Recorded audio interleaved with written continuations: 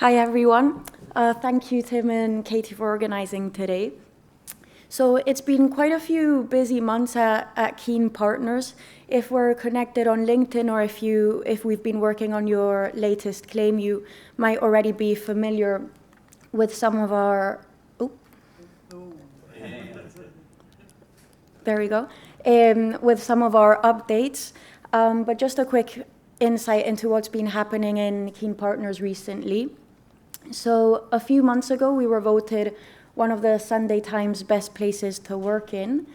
Earlier in the year, we also became members of the Chartered Institute of Taxation, which corroborates and pushes to higher standards of industry and of practice.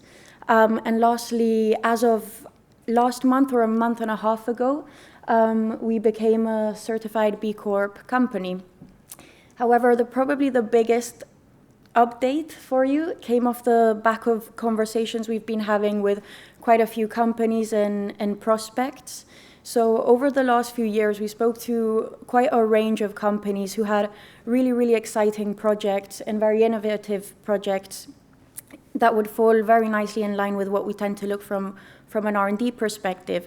However, they were very much in the ideation phase. The work hadn't actually yet begun. And as R&D tax relief is retrospective funding, we weren't really in a position to help them get that initial funding to get their projects off the ground.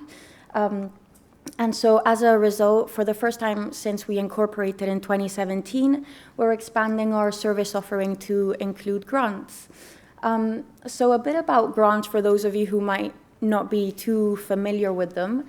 There's two main types of grants. You've got the general SMART grant and then specific grants. So for example, decarbonizing concrete. In terms of eligibility, again, it's very similar to what we look for from an R&D perspective in terms of innovation, but they also look at impact. So for instance, what impact will the project have, whether that be environmentally, social, economic impact, and business readiness. So does your business have the capacity, skills, expertise to actually undertake the project? The success rate is comparatively low. So as there's so much competition for grants, if you apply individually as a company, the success rate is only around 5%. However, if you apply through an advisor, that increases to 30 to 40%. You can't get a grant for work that's already been done. It has to be in the pre-project ideation phase. In terms of this payment schedule, so if, for example, you win an 100K grant, they don't just give you 100K. You have to have the internal resources to get you through the first few months, and then you'll be reimbursed quarterly. You can only apply to the same grant with a single project. You can't apply for the same grant with two separate projects. And lastly, match funding. So if you've got a project that you think will cost around 100K, depending on various factors, mainly the size of your company, you'll receive between 45 to 75% of the value of the project. We've also included a few grant opportunities currently available that we think would be interesting specifically to SPA members.